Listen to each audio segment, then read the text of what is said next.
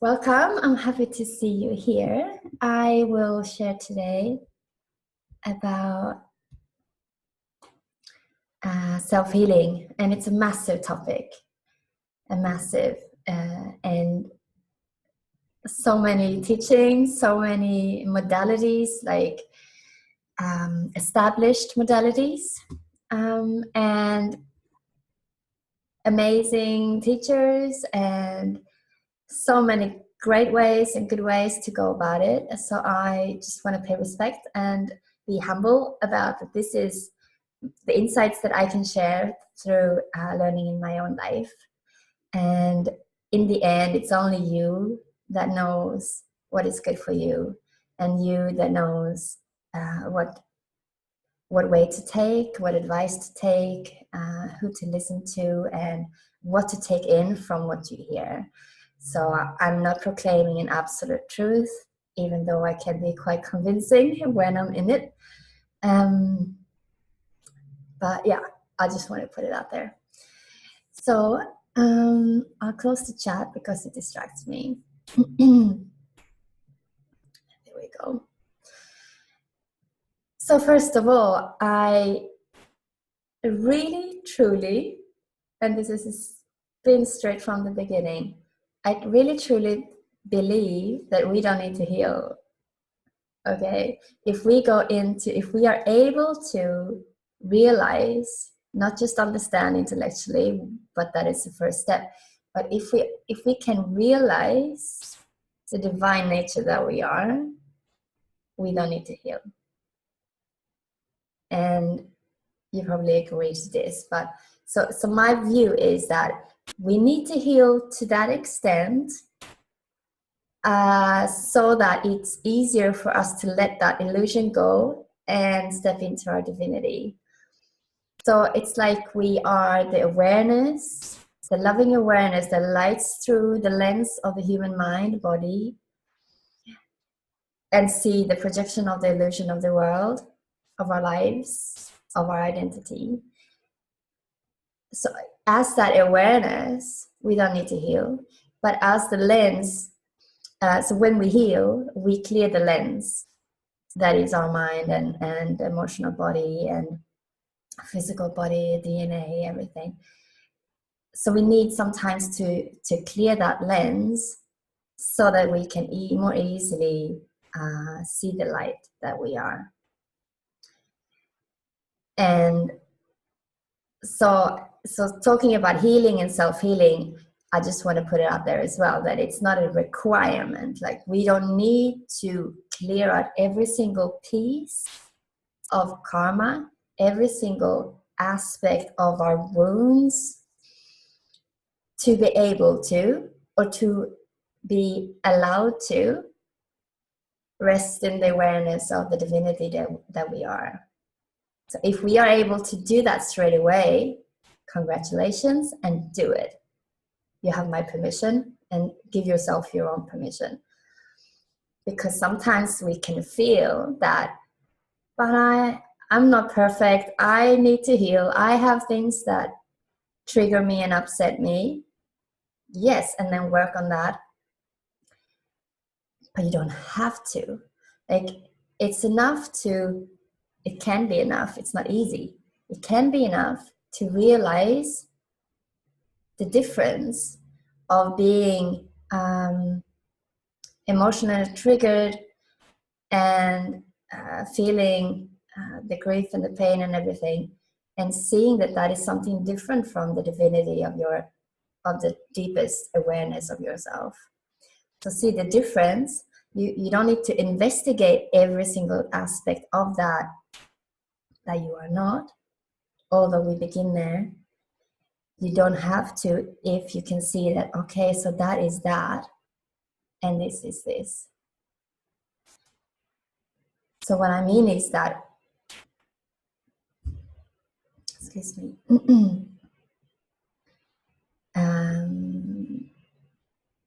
there is an option. So when we talk about self-healing, it's about clearing the lens through which we project the illusion. So when we're clearing the lens, we can see more clearly. We can see the truth of what is occurring in layers, in different depths, and we can begin to be more in that awareness, the all-encompassing awareness that we are. So I'm offering this class as tools and ways to actively heal and clear that lens. I'm not saying that you have to do it. I'm not saying that it is a requirement and you have to do that first before you can be the divinity that you are. And I'm not saying that you have to investigate every aspect. But I want to share tools and ways to look at how we can use everyday life in a way that is constantly clearing the lens. Yeah, that's pretty much it. So life offers us opportunities every single day in different ways. Life offers us opportunities in relationships, in karmic contracts that we have with people, that we meet certain people so that they will trigger us, so that they will mirror what we need to heal within ourselves. So when we meet people, it can also be, it is our family. Our mother and father are the greatest karmic contracts that we have.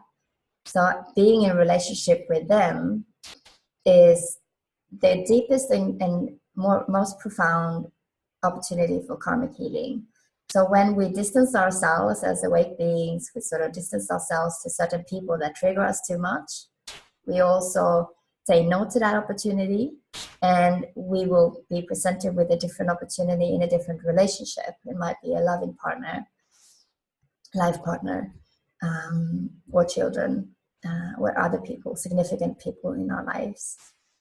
So relationships are here to help us see within ourselves what we need to heal. So in everyday life, the triggers that we experience are the clues. Triggers that upset us, or we think that we are irrationally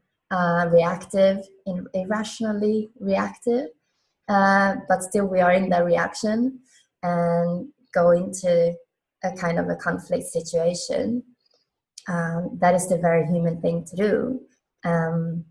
But when we begin to look at and observe life, observe ourselves, observe mindfully the reactions and the causes, and see that honestly that cause was probably not necessary, or the reaction wasn't necessary to that simple cause. I can see perhaps afterwards that that person didn't say or do that to hurt me. And yet we become so hurt.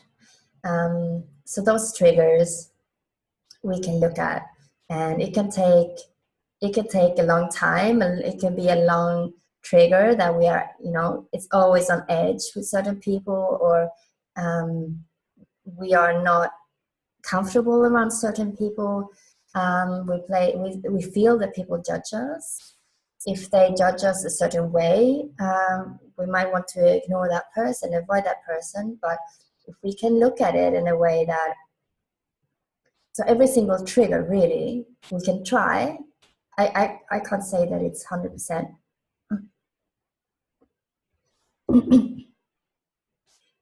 But many of these triggers, we can say, okay, what am I feeling and thinking about that other person? And turn it around. Is that something that I think and feel about myself?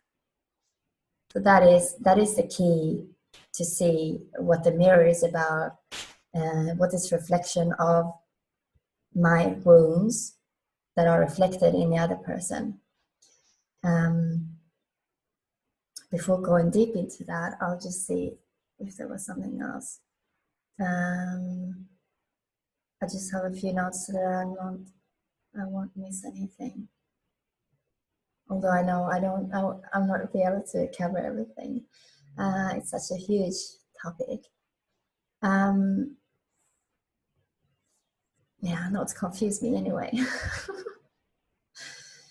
So in everyday life, it's really about looking at these triggers with an observant mind, being the observer and see with a lot of humility for yourself, a love for yourself and the other. Really be open for that. What we feel is about another person is really about ourselves. And the other person is having their experience.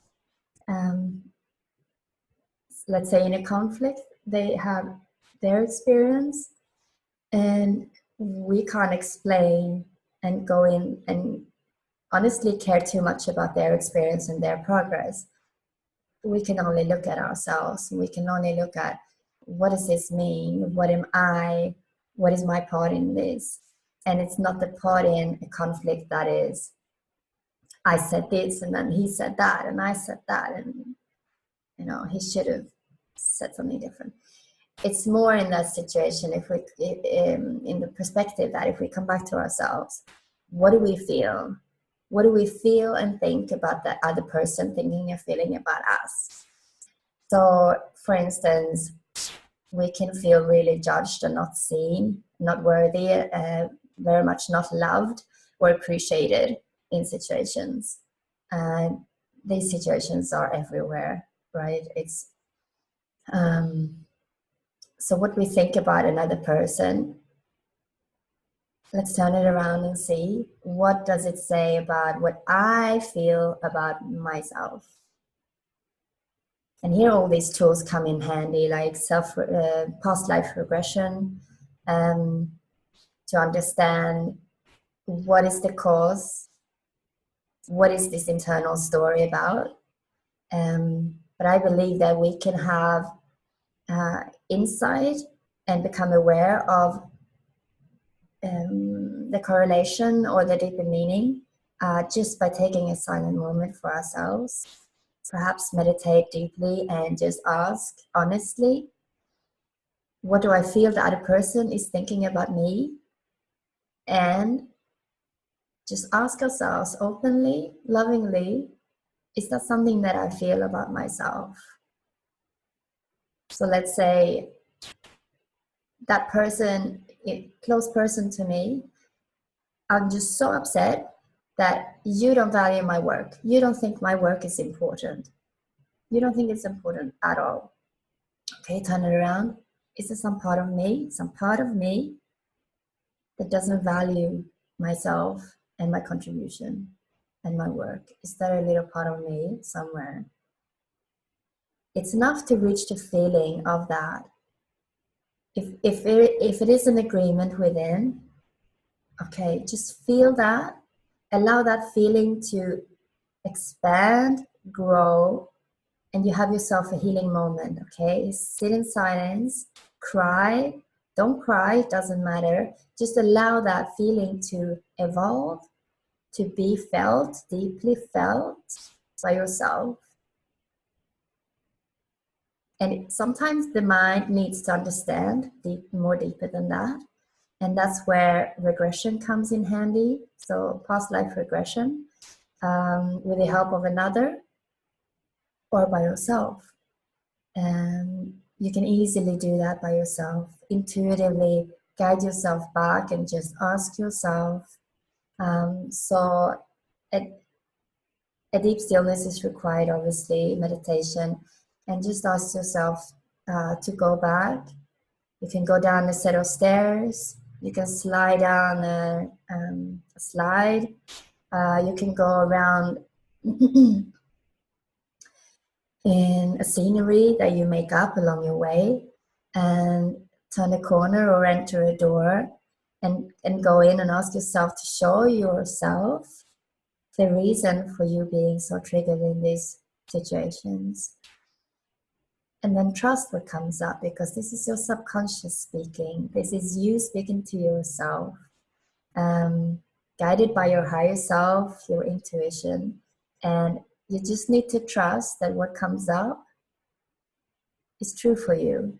It might be an aspect, it might be a reflection, it might be a vision from a past life, it might be just a hint or a clue, but something that brings a bigger awareness around the cause and the deeper story about what is hurting you in this now moment.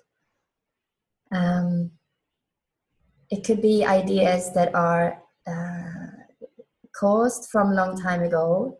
Let's say that in the example I gave, not being valued for my work. A while back I had that example, and I did a regression moment with myself, and honestly it was 10 minutes, and understanding that, okay, I was a priest at one time in this what's it called, the cathartic, I don't know how to say it, and I was on a wagon being persecuted and tortured for being the leader for that important work that I felt. And I don't question the reality of that. I don't question, and I don't need a therapist to tell me that this is true. I trust my inner guidance and my intuition in that moment and see that, okay, this is how it was, or this is how it could have been, or this is a reflection somehow of an aspect of me, or I don't know, where that important work was so deeply coming from the heart and not understood and persecuted. And it just reflected the sense that I had initially going into that meditation, that first of all, my then partner not appreciating my work, and then turning it around to myself. Am I not appreciating myself doing this work? And then seeing the deeper aspect or cause or origin, or another time when that same feeling or belief was reflected in life. So I don't take it so seriously to know exactly where it started, how it unfolded, exactly knowing what I felt, what's the cause was. It doesn't really matter. And I just want to say as well, if you feel that if you don't trust yourself and your intuitive guidance, then by all means go see a regression therapist. I do partner with one on my website, a dear friend of mine. But I really believe that we can do this ourselves so easily. We can even ask ourselves in everyday life, why is this so triggering to me? Or how can I be so angry about the other person and have all these ideas and thought about that other person? And those thoughts and ideas just feel so real. And yet I know at some degree, at some level, that it may not even be true for that other person. This is about me. Turning it around, is this something that I feel and think about myself? And honestly, I think every single thing that happens in past lives are reflected in our childhood. I don't know if that's true, 100%, but a lot of it is. So thinking back, okay, how did I feel as a child? How was I listened to? Was I appreciated? Was I heard and seen and loved unconditionally? Congratulations if you were. Many of us were not. And that is our medicine. That is the opportunity to again see that, okay, so what I felt as a child is reflected now as an adult. Different relationships, different circumstances, different players, but still the emotion is the same. So I feel that in many aspects, to heal oneself and to clear karma is in many, many ways to heal our inner child, inner children of different ages. And I also feel that we are under delusion of time and a beginning and an end and a progression. But in essence, we live all these lives at the same time. So that little girl being 5 years old, ridiculed by her dad, for instance, or abused, it's the same. It's now. It's happening now. This is my personal observation, and that I share with many. But still, it's, you take it for what it means and is for you. So looking at inner child healing is powerful, and I feel that in the relationships to my children, that has been a perfect mirror. And I will go into just the child aspect in a different class, more specifically. Does your child trigger you? Because it's really a wonderful opportunity to dive deeper into. But generally, to heal the inner child, it's different. It's a different opportunity. So you can think of it in those triggers, investigating those triggers. Is that something that I feel about myself? Okay, if it's clear that this is an idea that I have about myself, just to question, maybe journal about it, just question yourself. Well, is it true? Do I really, honestly feel that I don't value my work, for instance?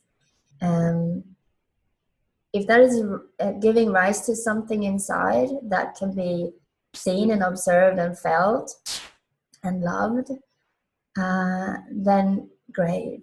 You don't need to do more perhaps, but perhaps you feel that you need to go deeper, and that is when you can look at, okay, so that feeling, just a feeling I'm not being appreciated, for instance, when did that happen in my childhood? And look at that and see, how did I feel? What circumstances did I feel that in?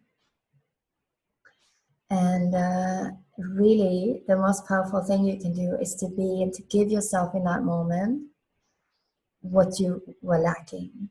So not to require it from other people, but to give yourself that in that moment. So summon your own inner mother, become your own inner mother at the same time as you are the wounded child, and to give yourself that unconditional love, to be seen, to be heard. Perhaps sometimes we even go back deeper into the birth moment. The birth moment is important, and being a child that was perhaps not wanted or not appreciated at the moment of, the first embrace of the mother, and being in that place and feeling unwished for or confused about the love that isn't really there, then you can be that. You can give yourself that. You can say those mental, within yourself, you can say those things to yourself that you wish you would have heard. And this is at the same time leaving the victim mentality, which is quite strong. Sometimes it's difficult to step into the inner mother love at the same time as you're being heard. So it needs to be a natural progression, being allowing yourself to feel all the hurt and all the sadness, the grief, the rage, the anger, when you realize what it is about, what it give rise to, allow yourself to feel that. And then as it becomes possible for you to step into your inner mother, and with that love yourself so deeply. Love that child of yours, the baby. Just hold yourself. One time I carried, it was palpable, I carried my 5-year-old, 6-year-old, 7 perhaps, she was like wrapping her legs around me and arms around me. I was carrying her for days. I think it was 4 days, 3 or 4 days. I just gave love, love, love, love, love. It was like what's it called? Soul integration? No, it's not quite the word, but it's almost there. It's like, okay, it's to be united again, reunited with an aspect of yourself that you have sort of put to the side or disidentified a little bit with, which tends to happen when we feel difficult emotions. We disassociate to that part of us so that we don't have to feel it in abusive situations. That happens. And other difficult traumatic experiences as well. So when we identify that, okay, so maybe that part of us, that little girl, is calling for our attention through these situations that we face in everyday life, we can see, okay, I see you hurt. I allow myself to feel that again as much as I need to. And then I love you. I love myself. I love you. Little girl, I hold you. Yes. So if that is your approach to finding what is hurting and what needs to be loved and seen, then stop there. But if you need deeper understanding still, then regression into past lives may be your way. Sometimes we get caught up in the curiosity of knowing of the past lives, and that's all fine too. But really, I feel that what comes up in everyday life is, it's the key, it's the access point, key to that door, and then how deeply that door corridor leads us down, it's different. So let's see.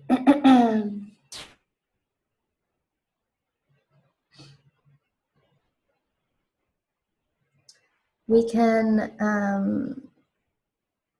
go into and choose to heal our inner children for like a period of time. Say, okay, this is really, I feel intuitively guided and feel that it's important to do this now. Then you can place photos of yourself at different ages where you felt that this was a difficult time.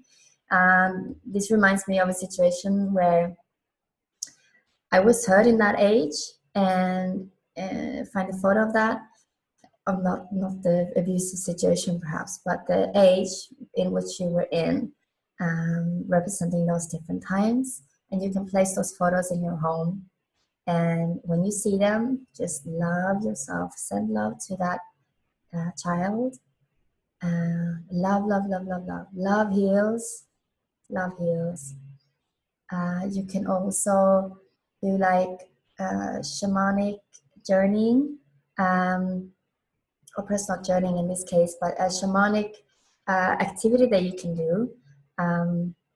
It can be from childhood, it can also be from adulthood, or when you were younger. You can think of situations in your life, all through life, that was, you can write them down and just list them in your mind, where you felt that you giving your power away, where you were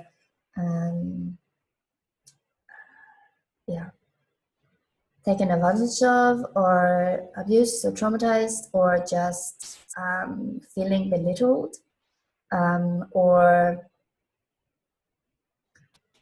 like the lesser person, or I want to say integrity, that you lost your integrity in certain situations at work.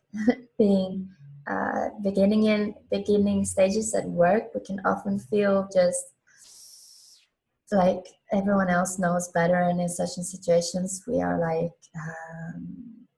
not respected. So every single, it's a lot in a lifetime, but what you think of in a moment, if you want to do this exercise, if you think of those situations throughout your life, it could be only a couple, or it could be 10s or 20s. You can do it several times if you want to. And then you go into a stillness, silent space within yourself, and you can place those different circumstances, different situations, different persons in imaginary houses. So say vision, create a visionary, what am I saying? Create a vision inside. Imagine it. What am I saying? Imagine, easy. Imagine different houses on the horizon. In each house, it is represented the situation or the person or the circumstance. Each house has a light lit up. So you see the light in each of these houses lit up in the far horizon. So where you're standing, you can see all of these houses. And one house at a time, you feel and think about that situation, and you feel the feeling, and you allow that to be witnessed. And then you take one breath and you summon your power back from that situation. You claim your power back from all of these situations one by one. In one breath, it's not a struggle, it happens easily. And in one breath in, one inhale, you pull that power back into you, and that light goes out in that house. Next house, you do the same. In one inhale, you claim your power back from that situation, and the light goes out in that house. It's a really powerful exercise that you can do. And that's kind of freeing you from the past as well. It's been very useful. Yes. And to do all these exercises and healing opportunities, one needs to be ready to let go of the victim mentality, right?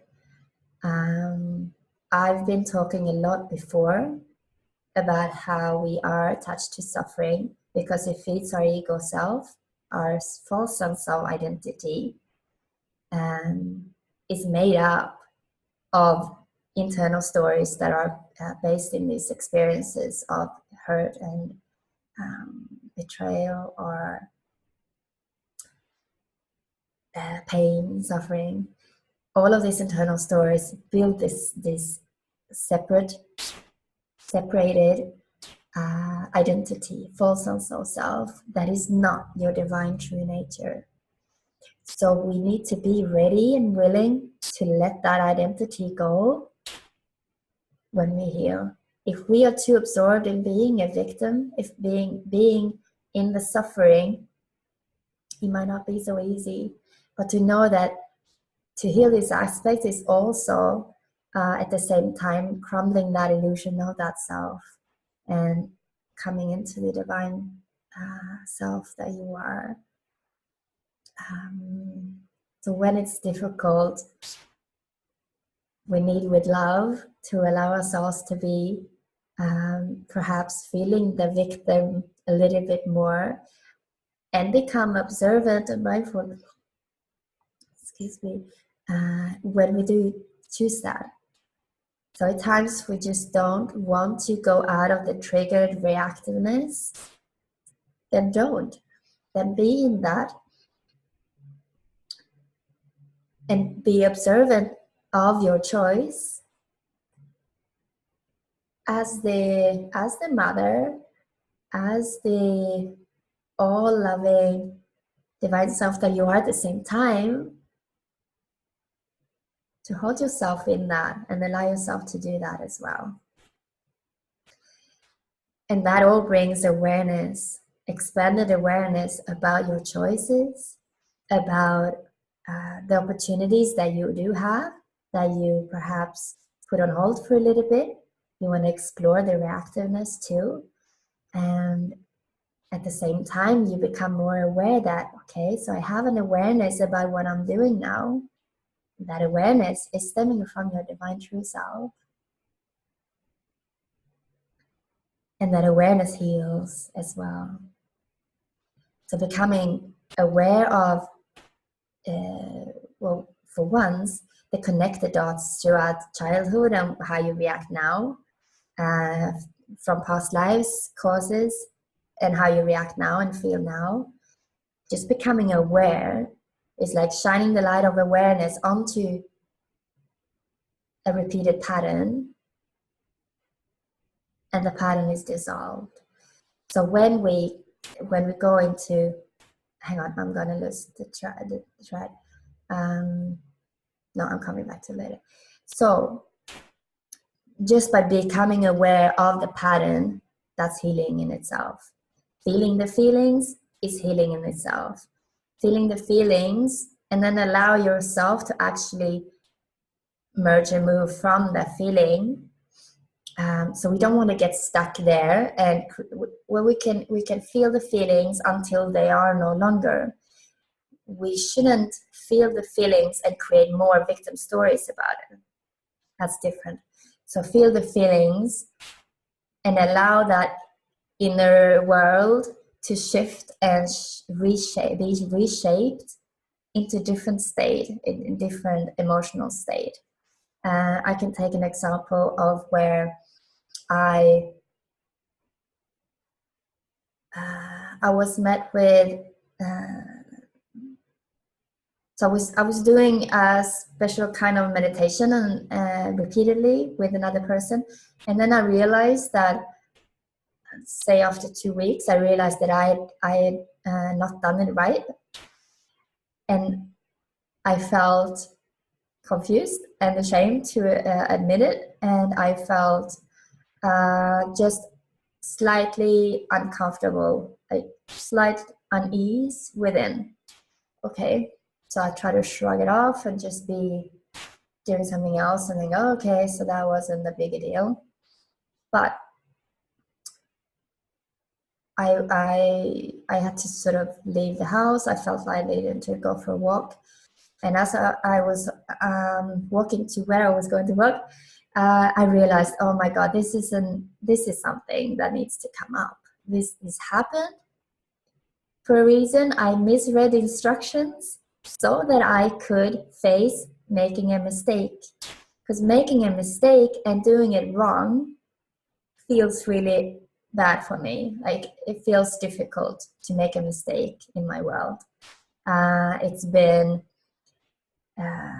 from childhood being perfect to be loved, being having the highest grades to be loved, and just making a mistake feels really bad. So I realized that, oh, okay, so I knew that in the story instantly.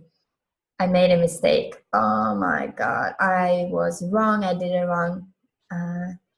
And I knew that I was going into a moment of healing. So as I was walking, I let the mind do its thing, thinking these stories, thinking these things, running amok a little bit,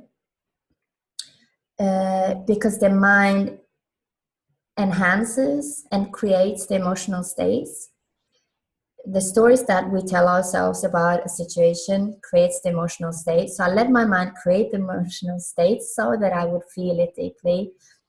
And after some time, I sat down by the beach and just allowed myself to feel that, to feel how uncomfortable, shameful, difficult it felt to be making a mistake. And I blew it up a little bit out of proportion from this situation so that I can heal what was triggered by it.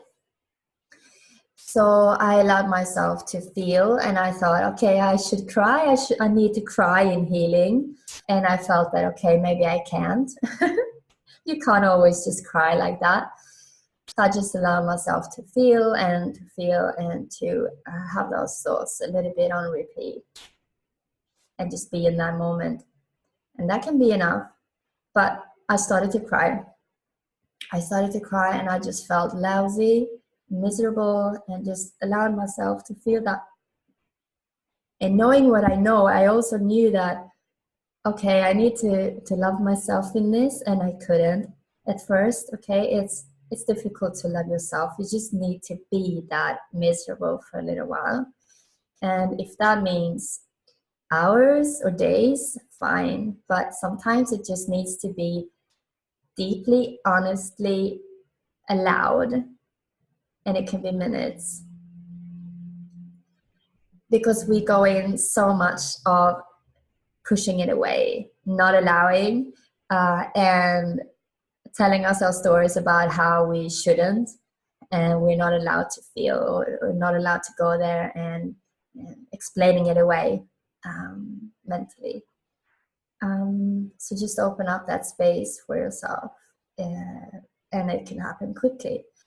So as I did that, I cried for, I don't know, 10 minutes or so. And then I began to feel like a bit like this, like gratitude that happened, and the inner mother feelings of, I actually mentally told myself, it's fine, I love you anyway, I love you when you make mistakes, I love you when you are wrong, I love you regardless, I love you regardless, I love you unconditionally. Just telling myself those things, it's magical. And being grateful for the situation and the opportunity to meet that deeper wound. And it's healed. I laughed and I went on with my day. And then it's difficult to, some people, I don't know. Some people need to share, and perhaps other people need to hear about your process, but it's like, it's difficult to, I'm retelling it now to you, and sometimes we need to share with a dear friend our progress in that, but it's important not to go into the stories again, not to, let's say it's knots that we've untied in a rope that was knotted, and retelling the stories of how terrible I felt is like knotting it again. It's reaffirming that the hurt aspect and the victim aspect, and it's reaffirming that separated identity that we are re-knotting and evaporating slowly. So let's say that false identity, the sense of the illusionary self, it's like the lens in my previous analogy as well. So that's an example from recent times. And it's really about allowing yourself to both be hurt and wounded and observative at the same time. And becoming aware about how your mind works in situations can also directly bring you into the divine self of divine love, unconditional love, and see that, okay, the mind wants to create hurt for me by telling all these stories, and I can choose to step into that. I can also, right now, I am perhaps all of a sudden in that other state as I'm observing, and I'm telling you, it's okay to stay there. It's okay to know that, okay, there's fluff going on here, creating an illusionary, victimized, hurt and wounded self that needs a lot of healing. But it's fine to know that that is an illusion. That is not your true self, and not a requirement to look into every single aspect of that and to stay in this awareness. So it is a choice, and we can go back and forth, and we may need to be in this place and until the situation in life happens where you are observing and aware in the sense that then all of a sudden it's possible to be more like grounded in this place. So we have a little bit left. I did say I was going to share about a vulnerable situation that has been really just what I said. It was a moment where I could observe as it happened. I observed first, so I've done a lot of work with the mind and understanding the mind and the wheel of samsara, which I've shared in previous class. I was very much, I was already teaching that. So I was very much aware and observative, and I was offered an opportunity to practice and to be experiencing these two ways. So my then husband told me what no one wants to hear, that he had been unfaithful in a particular way, which is not, perhaps it doesn't matter what it was, but he had been unfaithful. And the first that happens to me is that, okay, so I actually thought that, okay, wow, now something's happening. I'm grateful for something happening with this because it had been not a good relationship. I had been wishing he would be different in many senses, and perhaps more interested in his own growth, inner journey, self-realization. And I thought, wow, yes, something's happening. He's hit the ground. I saw it from his perspective that, okay, this is going to be good for him. He can face the depths and realize some things. And then I realized that, okay, so he's been doing that. That means something about me too. So all these thoughts, he betrayed me, those started to appear in my consciousness because I could see them. And I also was in a moment, quite a long moment, where I'm supposed to feel all that, but I'm in a different place. But I'm supposed to feel all that.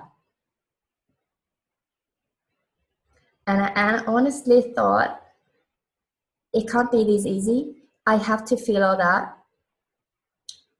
And also, I'm supposed to feel that because others expect me to. Society expects me to. I'm programmed to be hurt and sad and angry. And I was in this moment of decision.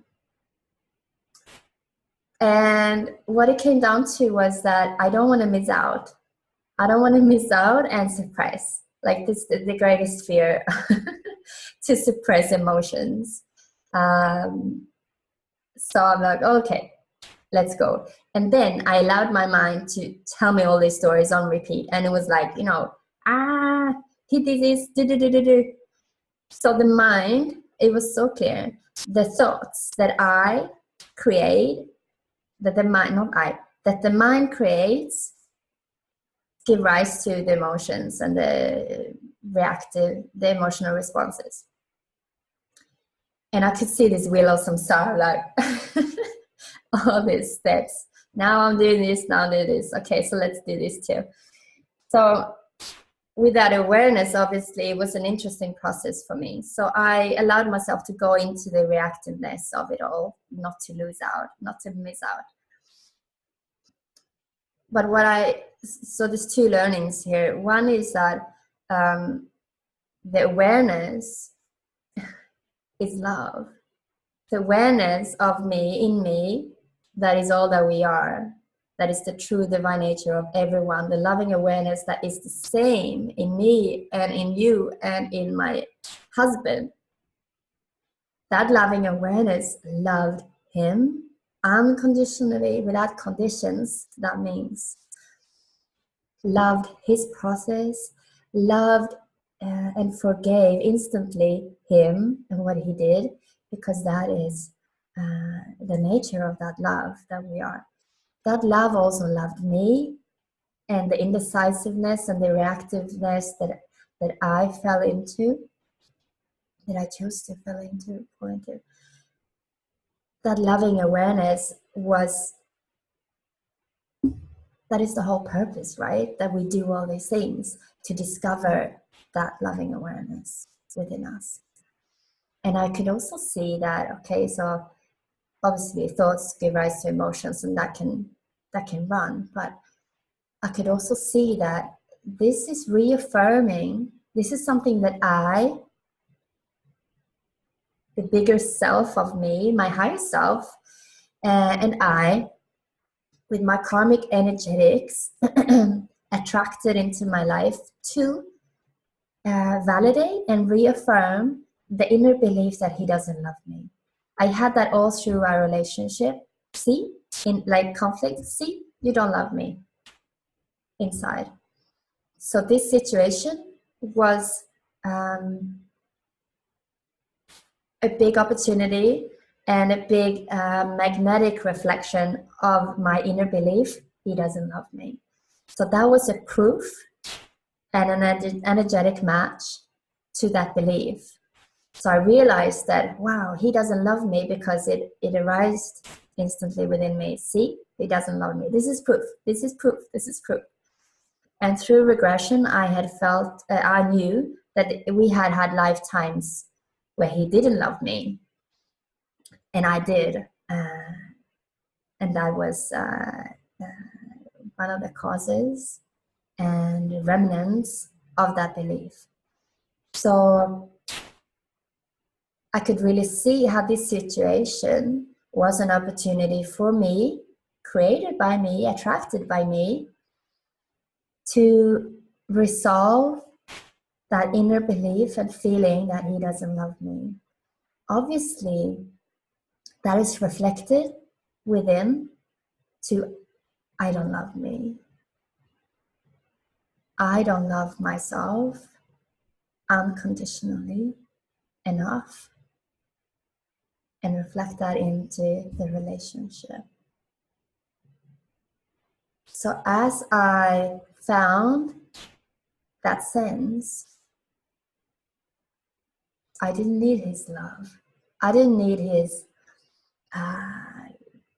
like external validation in events or things to affirm that to me, that I truly love myself. Self-love, like the deepest self-love, I think that's the purpose of life. I think I said another purpose of life a quarter, 15 minutes ago, but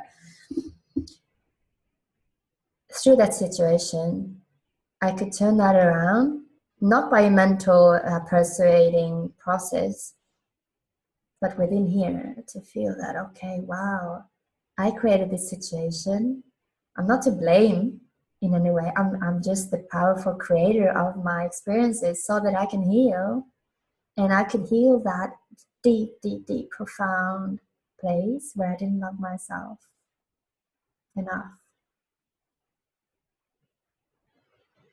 And in that love for yourself, that deep, deep, deep self-love and acceptance, there's forgiveness. That's true. That is your divine nature. So you're stepping into that in that place. And it's true forgiveness. So I could be in that loving awareness that is me at the core. Truly forgiving. Truly loving unconditionally. And at the same time see what his unconsciousness did with him, or what he acted out of unconsciousness, and how my unconsciousness reacted, raging, angry, screaming. That was my unconsciousness. But the consciousness, and beyond consciousness, the awareness that we are, just held these two in love, in true forgiveness, in true love, in deep healing, witnessing the play here. So I hope that gave you something. I really believe that these major events, you see how these events can also catapult you into the victim and making a new identity for yourself, like another lens altogether. Like, I am the one that was betrayed, I was cheated on, or I was hurt, I was abused, and make your whole life revolve around that new illusionary. I see this with the greatest love. To make your whole life revolve around this false sense of self, this victim that is bitter until the end.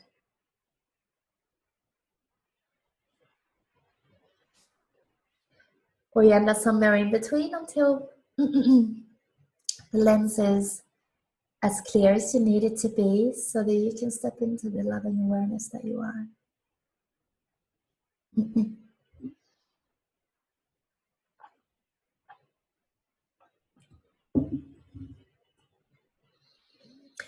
I shouldn't have notes.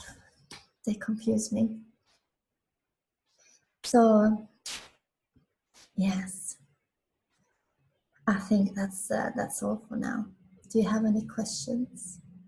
You can type in the chat if you like. I just want to say thank you so much. Thank you so much for your wisdom and what you have been sharing. Yes, I'm very grateful. Thank you. Thank you, Minna. Thank you.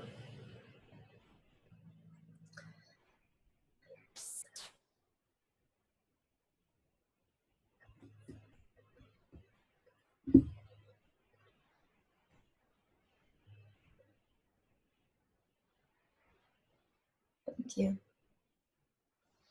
Thank you so much. There's so much potential here. So I will have more. I will have the just looking at the child triggers for those that have children.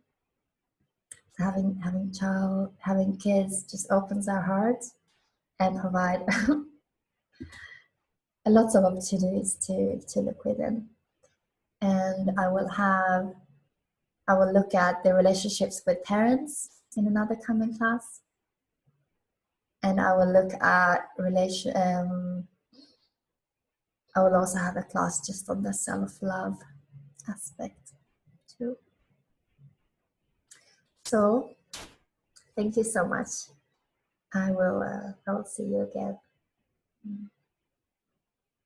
Have a beautiful day.